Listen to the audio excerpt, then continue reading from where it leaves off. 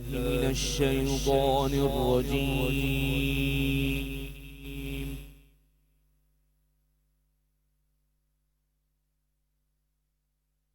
بسم الله الرحمن الرحيم.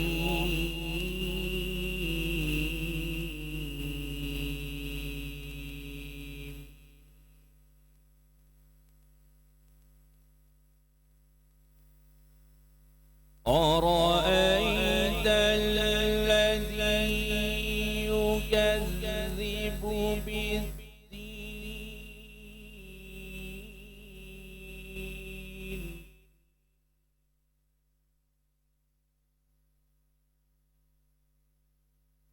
فذلك الذي يدعو اليتيم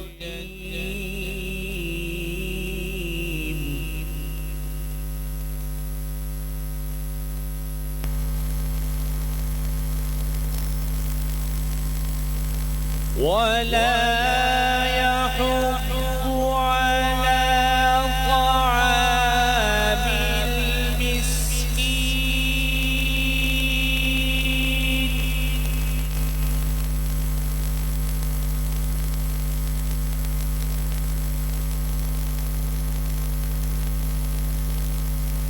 فويل للمصلين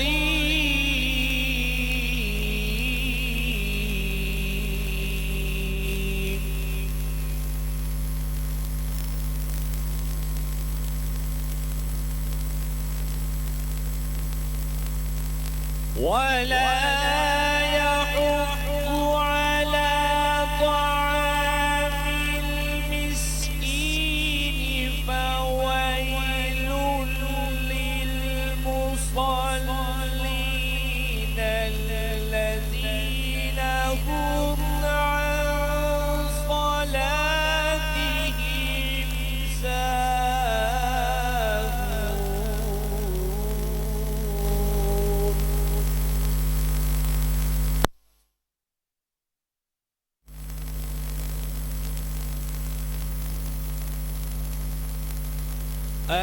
الذين هم عن صلاتهم ساهون الذين هم يراءون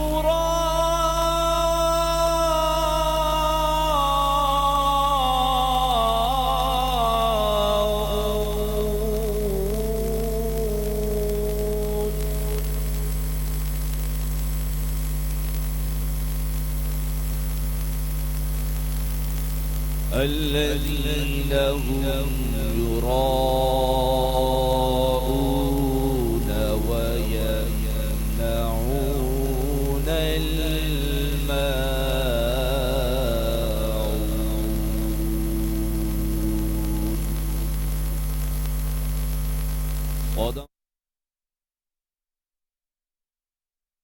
الرجیم بسم اللہ الرحمن الرحیم یا ایہا الذین آمنوا کتب علیکم الصیام کما کتب علی الذین من قبلکم لعلکم تتقون صدق اللہ العظیم۔ معزز سامعین و ناظرین، اللہ تبارک و تعالی نے ہم پر ایک احسان عظیم فرمایا کہ ہمیں یہ ماہ مبارک، ماہ سیام، ماہ غفران، ماہ رمضان، ماہ مہربان عطا فرمایا۔ ایسا مہینہ عطا فرمایا کہ جس کے اندر عبادات کے جو نتائج ہیں، عبادات کے جو ثمرات ہیں، جو ثواب ہیں، جو جزائیں ہیں، وہ بڑھا دی جاتی ہیں، اور اس قدر بڑھا دی جاتی ہیں کہ اگر آپ نوافل پڑھیں گے تو فرائض کے برابر ثواب حاصل کریں گے، اگر آپ ایک فرض پڑھیں گے تو 70 فرائض کے برابر ثواب حاصل کریں گے۔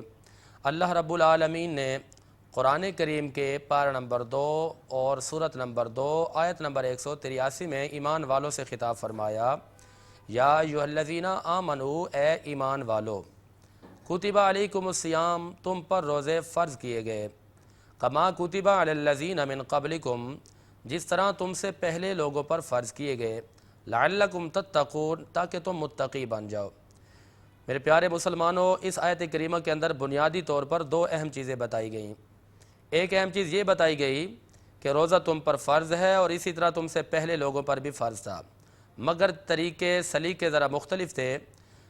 ہم سے پہلی جو قومیں جو امتیں گزری ہیں ان کے طریقے ہم سے مختلف تھے، لیکن جو ہمیں ماہ صیام ماہ غفران کے روزے عطا کیے گئے وہ سال کے 12 مہینوں میں سے پورے ایک مہینے کے روزے ہیں، اور اس ماہ مبارک کے 29 یا 30 روزے ہو سکتے ہیں۔ اور دوسرا بنیادی مقصد یہ بیان کیا گیا ہے کہ لعلکم تتقون، کہ تم متقی بن جاؤ، پرہیزگار بن جاؤ گے۔ یعنی روزہ ایک ایسی بہترین عبادت ہے، باطنی عبادت ہے کہ جس سے انسان کو تقوی ملتا ہے۔ تقوی کا مطلب یہ ہوتا ہے اللہ سے ڈرنا، اللہ سے ڈر کر ہر وہ حکم ماننا جس کا حکم میرے رب نے قرآن میں دیا، ہر اس بات سے رک جانا جس سے قرآن نے منع کیا، ہر اس بات کو کرنا جس کا میرے آقا نے حکم دیا یا میرے آقا نے کیا یا میرے آقا کے اصحاب نے کیا، اور ہر اس چیز سے رک جانا جس سے میرے آقا نے روکا، اصحاب نے روکا، صالحین نے روکا۔ اس کو کہتے ہیں تقوی۔ اور اس سے اگلی منزل یہ ہے کہ جب یہ ماہ مبارک ماہ صیام ماہ غفران ہمیں نصیب ہو جائے اور ہم اس ماہ مبارک کے اندر موجود ہوں تو پھر کرنا کیا ہے؟ آیت مبارک 184، فمن شاہدہ منکم الشہر فلیصمہ۔ قرآن یہ کہتا ہے کہ پس تم میں سے جو بندہ اس ماہ مبارک میں حاضر ہو یا اس مہینے کو پا لے تو فلیصمہ، اسے چاہیے کہ وہ اس کو روزے رکھے۔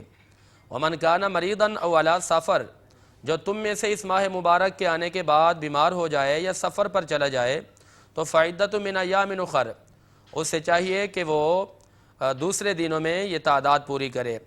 اب مرض کا مطلب یہ ہے کہ کوئی مستند طبیب ڈاکٹر آپ کو یہ کہہ دے کہ آپ کا یہ مرض واقعی بڑھ سکتا ہے، جان لیوا ہے، خطرات ثابت ہو سکتے ہیں، تو اس مرض کی موجودگی میں آپ روزے کو ترک کر سکتے ہیں، بعد میں صرف اس کی قضا کریں گے۔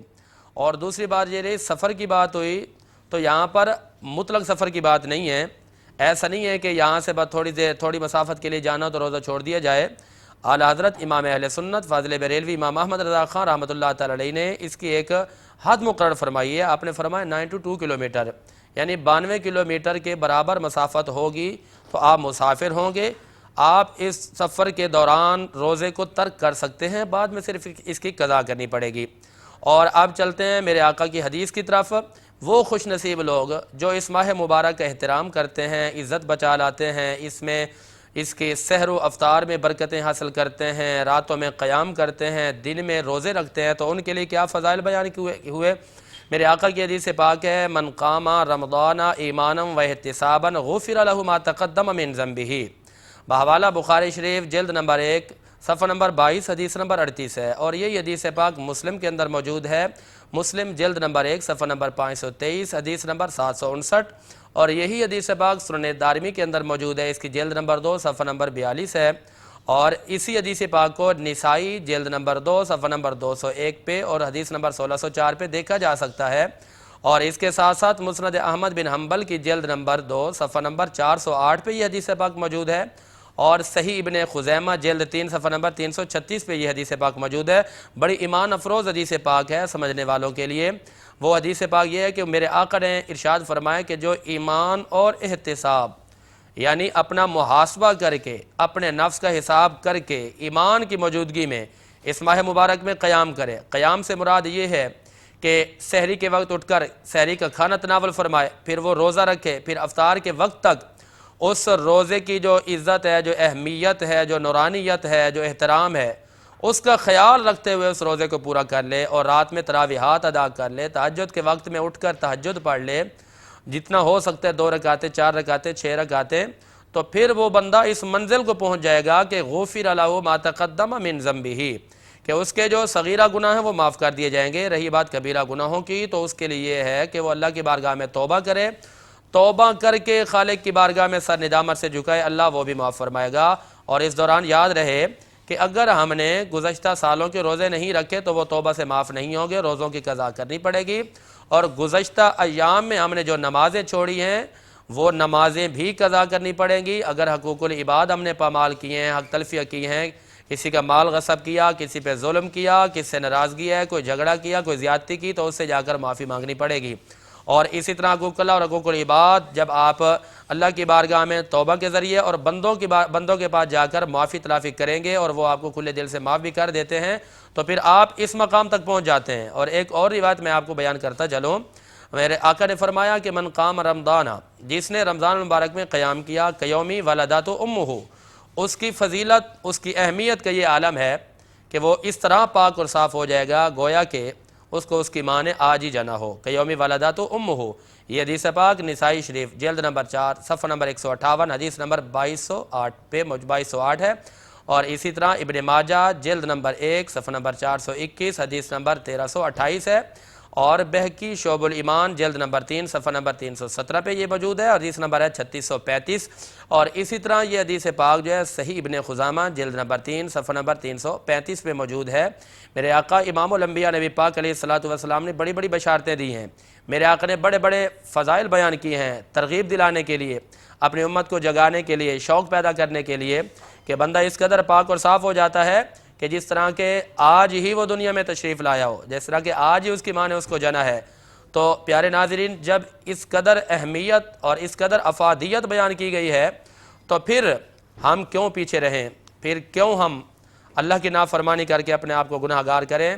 میرے آقا نے وعیدیں بھی سنائی ہیں ان لوگوں کے لیے کہ جو لوگ اس ماہ مبارک کو پائیں اس کے باوجود احترام نہ کریں۔ دعا کرتے ہیں کہ اللہ تعالی ہم سب کو اس پر عمل کی توفیق عطا فرمائے۔ وما علیہ الا البلاغ المبین۔ بسم اللہ الرحمن الرحیم۔ السلام علیکم ناظرین، میٹرو ون نیوز کی ماہ رمضان المبارک کی خصوصی نشریات رمضان الکریم کے ساتھ میں ہوں آپ کا میزبان ڈاکٹر بلند اقبال، اور ناظرین آج کی ٹرانسمیشن لے کر آپ کی خدمت میں حاضر ہوئے ہیں۔ الحمدللہ اس کا باقاعدہ آغاز اللہ تعالیٰ کے پاک اور بابرکت نام سے یعنی تلاوت قرآن پاک سے ہو چکا ہے۔ قاری ممتاز قادری نے تلاوت قرآن پاک پیش کرنے کی سعادت حاصل کی۔ اس کے بعد مفتی اسلم ہزاروی صاحب نے بیان بھی فرمایا رمضان کے حوالے سے، زاہد اسلم ہزاروی صاحب نے، اور اس کے ساتھ ساتھ آپ کو بتاتے چلیں ہم تو ان کو بھی السلام علیکم مفتی صاحب، خوش آمدید کہتے ہیں۔ ناظرین اس کے علاوہ ہمارے ساتھ موجود ہے مفتی وسیم بندگی صاحب جو اکثر ہماری ٹرانسمیشن میں موجود ہوتے ہیں، ان کو بھی خوش آمدید کہنا چاہیں گے۔ السلام علیکم، خیریت سے ہیں؟ اس کے علاوہ ناظرین ہمارے ساتھ تشریف فرما ہیں مشہور و معروف نعت خواں ثنا خواں ہیں، شعبہ درس و تدریس سے تعلق رکھتے ہیں، ایوارڈ یافتہ نعت خواں ہیں شکیل مدنی صاحب۔ السلام علیکم۔ وعلیکم السلام۔ شکیل بھائی خیریت سے ہیں آپ؟ فرسٹ کلاس ہیں، اللہ کرم، آپ کی دعائیں، بہت شکریہ۔ کیا بات ہے۔ اچھا مفتی وسیم بندگی صاحب آپ سے جاننا چاہیں گے، ایک تو رمضان المبارک کا یہ جو پہلا عشرہ ہے یہ اب اختتام پذیر ہو رہا ہے، اور یعنی جتنی تیزی سے یہ رمضان المبارک ہمارا گزرتا چلا جا رہا ہے بالکل یعنی اندازہ نہیں ہو پا رہا ہے کہ کس تیزی سے یہ جیسے سٹارٹ ہوا تھا آج سوچا آج اب بہت جلد پہلا عشرہ ختم ہو جائے گا۔ تو مجھے بتائیے گا سر کہ یعنی ایک مومن جو کہ روزہ رکھتا ہے اور اس کے بعد یعنی اگر کوئی ایسے کام میں انوالو ہے جس میں کہ جو کہ شاید روزے کے اعتبار سے اچھا نہ سمجھا جاتا ہے، اس کا کام ہے، چاہے وہ کوئی کھانے پینے کی چیز بیچ رہا ہے، برگر بیچ رہا ہے، رمضان میں بھی لوگ آتے ہیں آ کے لے جاتے ہیں کھاتے بھی ہیں، کیا کیا جائے ایسی صورت میں؟ کوئی بھی ایسا کام جس میں اس کو خود سے محسوس ہو رہا ہوگا یہ کام صحیح نہیں لیکن مجبوری معاش کے لیے کام کر رہا ہوتا۔ اعوذ باللہ من الشیطان الرجیم، بسم اللہ الرحمن الرحیم۔ وَتَعَاوَنُوا عَلَى الْبِرِّ وَالتَّقْوَى وَلَا تَعَاوَنُوا عَلَى الْإِثْمِ وَالْعُدْوَانِ، صدق اللہ العظیم۔ دیکھیے ڈاکٹر صاحب، اس بارے میں قرآن پاک نے ہمیں اصول دیا کہ آپ ہمیشہ اچھے کام میں تو مددگار بن سکتے ہیں، گناہ کے کام میں آپ تعاون نہیں کر سکتے ہیں۔ اب جو آپ کا سوال ہے کہ رمضان المبارک کے مہینے میں کوئی ایسا کام کر لیں جو کہ خود روزے کے بھی منافی ہو اور اس کے ساتھ ساتھ یہ کہ اس کے اندر گناہ کا عنصر شامل ہو، گناہ کا نہ بھی ہو تو بس یہ کہ کوئی بھی ایسی چیز جو کہ انسان خود کہہ رہا ہو کہ یار یہ نہیں، میں یہ کہہ رہا ہوں نا، اگر وہ گناہ ہے، غلط ہے، تو وہ تو روزے کے علاوہ بھی اس کا مطلب کوئی وہ نہیں، اور رمضان کا تو پھر احترام بھی زیادہ ہے۔ تو ایسا کوئی بھی کام کرنا رمضان میں بالخصوص جو کہ غلط اور گناہ اور ناجائز ہو، اس کی قطعاً کوئی اجازت نہیں ہے۔ ایسے تمام کاموں کو رمضان ہو یا غیر رمضان ہو انسان کو خود ہی چھوڑنا ہے، کیونکہ اس کا تعلق تو انسان کے تقوی، طہارت اور پھر رزق حلال پہ بھی اس کا اثر پڑتا ہے۔ اس کا اثر انسان کے رزق حلال پر بھی پڑتا ہے، اور رزق کا معاملہ تو یعنی سمجھ لیں بہت ہی سنجیدہ ہے۔ دین اسلام تو یہ کہتا ہے کہ آپ کے رزق کے ذرائع، آپ کے وسائل اسباب ایسے ہونے چاہیے کہ جس میں کوئی بھی ناجائز حرام چیز کا شبہ تک بھی موجود نہ ہو۔ تو بہرحال رمضان میں ایسا کوئی بھی کام کرنا جو کہ خلاف شرع ہو، اس سے اپنے آپ کو بچانا ہوگا تاکہ آپ کے روزے کا جو تقوی اور طہارت ہے وہ ختم ہو۔ دیکھیں روزے کا مقصد بھی تو دیکھیں نا، بڑا معروف آیت ہے، بار بار بیان ہوتی ہے لعلکم تتقون، کہ وہ روزہ رکھوایا ہی اس لیے جا رہا ہے کہ تم متقی بنو، پرہیزگار، غلط کام چھوٹ جائیں، تمہارا تزکیہ ہو جائے، طہارت ہو جائے۔ اب روزہ رکھ کر بھی غلط کام کر رہا ہے تو وہ تو سمجھ لیں کہ روزے کے مقصد کو ہی نہ سمجھ سکا، اور وہ اس مقصود کی طرف جا ہی نہیں رہا ہے، اس منزل کی طرف بڑھ ہی نہیں رہا ہے۔ تو اس لیے وہ تمام افراد جو اس طرح کی کسی بھی ایکٹیویٹیز کا حصہ ہیں جو روزے کی بھی منافی ہے اور وہ گناہ کی طرف لے جانے والی ہے، تو ان کو چاہیے کہ وہ رمضان کے احترام میں ان چیزوں سے پیچھے ہٹ جائیں تاکہ وہ رمضان کی بشارتیں پا سکیں، اس کے مصداق بن سکیں، اس کا اجر و ثواب حاصل کر سکیں، اس کی برکتیں پا سکیں۔ رمضان کا مہینہ تو آیا ہی اس لیے ہے تاکہ ہم اپنے رب سے گناہوں کی مغفرت کروائیں، تو بجائے اس کے کہ اس میں گناہوں کی مغفرت اور مزید کوئی گناہ کا کام ہو، جس طرح اس مہینے میں نیکی کا اجر بڑھ رہا ہے، اس طرح گناہ کے اوپر پھر سمجھنے کہ عذاب اور سزا بھی بڑھ جائے گی۔ اچھا سر، یہ بتائیے کہ زکوٰۃ جو انسان نکالتا ہے اس میں کیا ضروری ہے کہ صرف پیسے نکال کے کسی کی مدد کے لیے دیے جائیں؟ اب دوسری صورت یہ ہے کہ کیا انسان کسی کے علاج میں وہ پیسے دے سکتا ہے زکوٰۃ کے؟ کیا اس سے کسی لڑکی کی شادی کرائی جا سکتی ہے؟ کیا اس سے یعنی جو ہم غلہ دیتے ہیں، راشن دیتے ہیں، کیا وہ بھی زکوٰۃ کے پیسوں سے دے سکتے ہیں؟ یہ فرما دیجیے۔ جی، دو باتیں آپ نے پوچھی، تین تو کامن ہی ہیں۔ ایک یہ ہے کہ آیا پیسے دے سکتے ہیں کہ نہیں؟ بالکل پیسے بھی دے سکتے ہیں، سامان بھی دے سکتے ہیں، چیزیں بھی علاج کی غرض سے دے سکتے ہیں۔ جی میں وہ اس طرف آ رہا ہوں۔ تو کوئی بھی چیز آپ جو مال کہلاتی ہے ہمارے ہاں وہ آپ زکوٰۃ میں دے سکتے ہیں، لیکن اس کے اندر ایک شرط ہے، وہ یہ ہے کہ زکوٰۃ جس کو بھی دی جائے گی آپ اس کو مکمل اس پر اختیار دیں گے، اس کو اس کا مالک بنائیں گے۔ یعنی آپ نے زکوٰۃ کسی ایسی جگہ پہ خرچ نہیں کرنی جہاں اس کا کوئی مالک نہ بنتا ہو۔ مثال کے طور پر آپ نے ایک پانی کا کنواں کھدوا دیا اور آپ چاہتے ہیں میں زکوٰۃ کے پیسے سے بنا لوں، اور یہ کس لیے بھائی؟ اس سے سارے لوگ استفادہ لے لیں، تو مالک کوئی نہیں، تو لہٰذا یہاں پر زکوٰۃ خرچ نہیں ہو سکتی ہے۔ اب کسی بچی کی شادی کروانی ہے، یا تو رقم براہ راست اس کی ملکیت میں دے دیں، یا جو سامان لیتے ہیں وہ لے کر اس کی ملکیت میں دے دیں۔ علاج کا جو معاملہ آ گیا اس میں بھی یا تو براہ راست اس کو پیسے دے دیں، یا پھر جو میڈیسن وغیرہ ہیں وہ دلوا کر اس کی ملکیت میں دے دیں، یعنی مالک بنانا ضروری ہوگا۔ بغیر ملکیت کے آپ کہیں کہ اگر ہم کسی ہاسپٹل کو زکوٰۃ دے دیتے ہیں کہ بھائی جو نہ وہ کر سکے اس کو دے دینا ہے جو افورڈ نہ کر سکے۔ دیکھیں سر، میں یہاں پہ یہ چاہوں گا ہمارے جتنے بھی ناظرین ہیں کہ یہ زکوٰۃ کے حوالے سے جو ہمارے ہاں بہت سے ادارے وجود میں آئے، بہت سارے ہاسپٹل وغیرہ، یہ ساری چیزیں آ گئی۔ بہتر طریقہ یہ ہے کیونکہ جو زکوٰۃ دینے والا شخص ہے اگر اس نے کسی کو بھی ادارے کو دے دی اور اس نے آگے زکوٰۃ نہیں دی، اس کی بھی زکوٰۃ ادا نہیں ہوگی۔ اس لیے بہت ضروری ہے کہ زکوٰۃ دینے والا خود ذمہ دار ہے کہ وہ اپنی زکوٰۃ وہاں پہنچائے جہاں مستحقین تک وہ پہنچ جائے۔ اچھا، اگر کوئی ادارہ ایسا ہے جو قابل اعتماد ہے اور آپ کو پتہ ہے کہ یہ شریعت کے مطابق آگے مستحقین کو ہماری زکوٰۃ پہنچا دیں گے، تب تو دینے میں کوئی حرج نہیں۔ جن اداروں کے بارے میں شکوک اور شبہات ہیں ان کو اپنی زکوٰۃ دے کر ضائع نہ کی جائے، بلکہ اپنی زکوٰۃ براہ راست مستحقین تک پہنچائی جائے۔ ہاں، اگر ایسا ہاسپٹل ہے جو دیانتداری کے ساتھ مستحقین کا علاج کرتا ہے اور وہ زکوٰۃ ان تک پہنچاتا ہے اور اس میں کوئی شک اور شبے کی آپ کو گنجائش نہیں، تو آپ ایسے ہاسپٹل کو دیں۔ لیکن ہاسپٹل والے بھی اس سے علاج نہیں کریں گے، بلکہ وہ رقم یا وہ میڈیسن جو بھی چیزیں ہیں وہ ان مستحقین کو پہلے مالک بنائیں گے، پھر وہ اس سے بل پے کریں گے اور اس سے علاج کیا جائے گا۔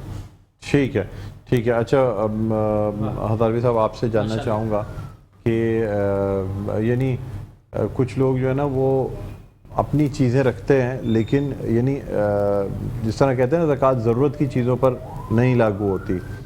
اب ایک شخص کرائے کے مکان میں رہتا ہے لیکن اس نے ایک ایکسٹرا گھر رکھا ہوا ہے، ٹھیک ہے، اور اسی کو کرائے پہ دے کے اس سے، اب ویسے دیکھا جائے تو وہ گھر اس کے استعمال میں نہیں ہے، تو کیا اس پہ زکوٰۃ ہوگی؟ نمبر ایک۔ ایک آدمی جس نے بینک سے لون لے کے گاڑی رکھی ہوئی ہے، پورے سال رکھی ہوئی ہے، یا 2 گاڑیاں بینک سے لون لے کے رکھی ہوئی ہیں، اب وہ استعمال میں بھی نہیں، ایک گاڑی سے زیادہ رکھنا تو پھر یہ ایکسٹرا ہو گیا نا سر، اور ہے بھی 1 سال سے، لیکن لون کی ہے، اس پہ زکوٰۃ ہوگی؟ اعوذ باللہ من الشیطان الرجیم، بسم اللہ الرحمن الرحیم۔ زکوٰۃ کی جو ایک نصاب یا جو حد بیان کی گئی ہے اس میں یہ ہے کہ حاجات اصلیہ سے علاوہ اگر آپ مال کے نصاب ہیں تو اس مال پر سال گزرنے کے بعد زکوٰۃ لازم ہو جائے گی۔ اور حاجات اصلیہ سے مراد یہ ہے کہ جو روزانہ کی بنیاد پر آپ کے استعمال میں چیزیں آتی ہیں، جس طرح کہ آپ نے گاڑی کے بارے میں پوچھا، یہ استعمال کی چیز ہے، اس پر زکوٰۃ نہیں ہے۔ اور رہی بات گھر کی یا کوئی پلاٹ وغیرہ ہے، سر 4 گاڑیاں ہوں تو اب استعمال میں تو ایک ہی آئے گی نا سر ایک وقت میں، آپ تو وہ استعمال میں تو نہیں ہوئی نا سر۔ سر آج کل فیشن ہے 4 5 گاڑیاں رکھنے کا، کوئی انوکھی بات نہیں کر رہا ہوں، کروڑوں روپے کی گاڑیاں ایسی کھڑی کرنے کے لیے رکھتے ہیں، اس پہ زکوٰۃ نہیں ہوگی۔ بس میں نے وہی بات بتائی نا کہ حاجات اصلیہ کا مطلب یہ کہ جو روزمرہ کی بنیاد پر کلیئر بات بتائیں ہزاروی صاحب، اگر اتنا کچھ دیکھنے والے اور ہم سمجھ سکتے ہوتے تو آپ سے پوچھنے کی کیا ضرورت تھی؟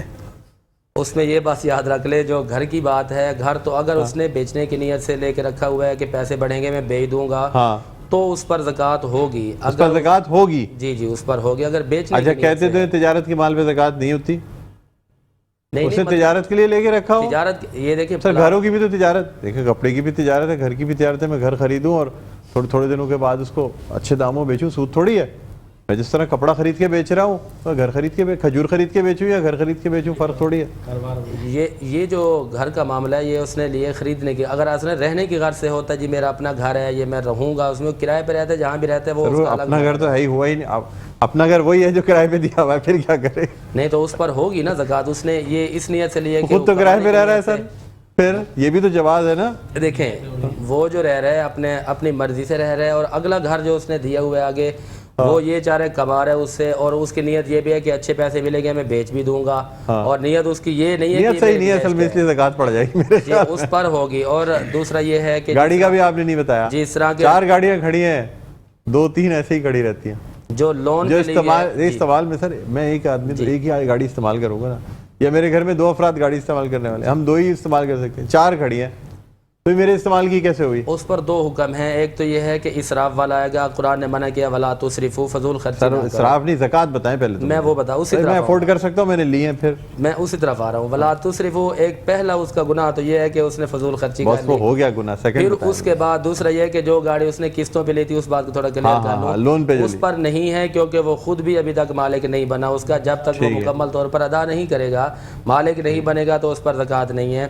اور جو 3-3 4-4 گاڑیاں رکھی ہوئی ہیں جو استعمال کی گاڑی ہے، اس کو تو ہٹا دیں، باقی جو اس نے فضول خرچی کے طور پر رکھی ہوئی ہیں اس کے لیے ابھی تک کوئی علماء اکرام جید کا کوئی فتویٰ میں نے نہیں پڑھا، لیکن لکھ کے بھیج دیتے ہیں، کوئی دارالاتفاء میں بھیج دیتے ہیں، کہیں نہ کہیں سے آ جائے گا۔ آپ بتائیں مفتی۔ دیکھیے ڈاکٹر صاحب مسئلہ یہ ہے، جیسے مکان اور گاڑی دونوں کا ہی آپ نے پوچھ لیا ہے، تو اس میں ایک اصول یاد رکھ لیں کہ وہ تمام چیزیں جو آپ کی تجارت کے لیے ہیں ان پر زکوٰۃ ہوتی ہے، ٹھیک ہے؟ چاہے آپ نے کوئی پلاٹ رکھا ہے، گھر رکھا ہے، گاڑی بیچنے کے لیے، اس کی تو پوری جتنی مالیت ہے اس پہ آپ کو زکوٰۃ دینی ہے۔ دوسری صورت یہ آ جاتی ہے کہ آپ نے چیزیں لے کر کرائے پہ دی ہوئی ہیں، جو چیزیں کرائے پہ ہیں، چاہے گاڑیاں ہیں، چاہے آپ کے گھر ہیں، پلاٹ ہیں، دکانیں ہیں، تو ان کی اصل مالیت پر زکوٰۃ نہیں ہے، اس سے آنے والا جو کرایہ ہے وہ بھی سال کے بعد جو آپ کے پاس بچ جائے گا اس پر آپ کو زکوٰۃ دینی ہوگی، ٹھیک ہے؟ اس کے علاوہ آ جائیے کہ وہ چیزیں کہ جو آپ کے اپنے ذاتی استعمال میں آتی ہیں، تو ذاتی استعمال کی اس پہ تو زکوٰۃ نہیں ہے، اس پر زکوٰۃ نہیں ہے، ٹھیک ہے؟ ذاتی استعمال کی جتنی بھی چیزیں ہوگی ان سب پر زکوٰۃ نہیں ہوگی۔ ٹھیک ہے، ٹھیک ہے۔ لیکن ایک اور بھی سوال تھا سر، مختصراً بتا دیجیے گا۔ کہتے یہ ہیں کہ اگر آپ یعنی شریک حیات کے پاس جو چیزیں ہیں اس پہ زکوٰۃ اس کو دینی ہے یا اس کے شوہر کو دینی ہے؟ جی یہ آپ نے بہت اچھا سوال کیا، اس میں 1-2 چیزیں اور بھی ایڈ کریں۔ زیور رکھا ہوتا ہے کچھ کروڑوں روپے کا، جی اس میں زکوٰۃ نہیں دینی، بالکل، اس میں 1-2 چیزیں اور بھی ایڈ کریں۔ بعض دفعہ والدین نے اپنا سونا وغیرہ بنا کے زیورات رکھے، کہتے ہیں بچوں کی شادی کے لیے، ٹھیک ہے؟ اس میں یہ سب آ جائے گا۔ اس کا ایک اصول ہے ڈاکٹر صاحب، جو بندہ جس چیز کا مالک ہوگا زکوٰۃ اس پر ہوگی۔ اگر وہ شوہر کہتا ہے کہ ان تمام زیورات کی مالک بیوی ہے اور وہ نصاب کے مطابق ہے زیورات، تو پھر اس کی زکوٰۃ شرعاً ادا کرنا بیوی پہ واجب ہے۔ یہ الگ بات ہے، اچھا پھر زکوٰۃ کے طور میں سے اسی میں سے چیز نکال کے دینی پڑے گی، اس لیے کہ وہ انسان کو اختیار ہے، وہ اختیار ہے۔ مثال کے طور پر آپ کے 5 لاکھ کا زیور پڑا ہوا ہے، اب آپ کی مرضی، آپ اصل زیور سے بیچ کر 2.5% زکوٰۃ دے دیں، یا آپ کے پاس کیش رکھا ہے جتنی رقم بنتی ہے آپ اس سے دے دیں۔ اچھا یہی صورتحال بچوں کا جو زیور بنا کے رکھتے ہیں اس کے لیے بھی ہے کہ والدین نے اگر وہ زیور بچوں کی خود مالک ہے تو خود دیں گے، اگر بچوں کو مالک بنا دے تو بچے دیں گے، اگر اپنے پاس رکھا ہے تو وہ خود اس کی زکوٰۃ ادا کریں گے، لیکن دینی ہوگی زکوٰۃ۔ ٹھیک سر۔ شکیل مدنی صاحب آپ سے درخواست کروں گا حمد باری تعالیٰ پیش کرنے کی سعادت حاصل کریں، اس کے بعد پھر ہم بریک پہ جائیں گے۔ جی بندوں کا حاجت روا،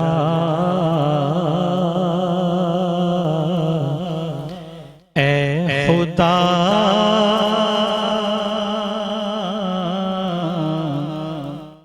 تو ہے بندوں کا حاجت روا،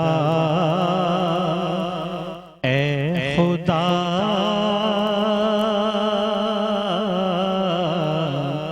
بخش دے حمد کا حوصلہ، اے خدا بخش دے حمد کا حوصلہ، اے خدا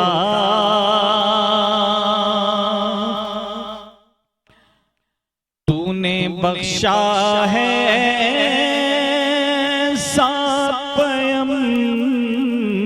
پیغمبر ہمیں،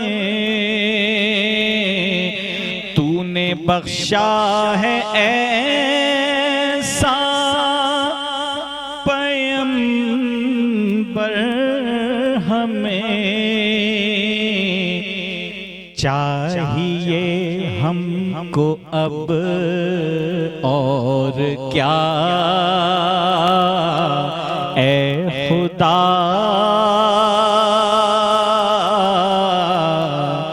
تو ہے بندوں کا حاجت روا،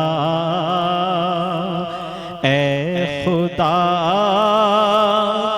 یہ زمین آسمان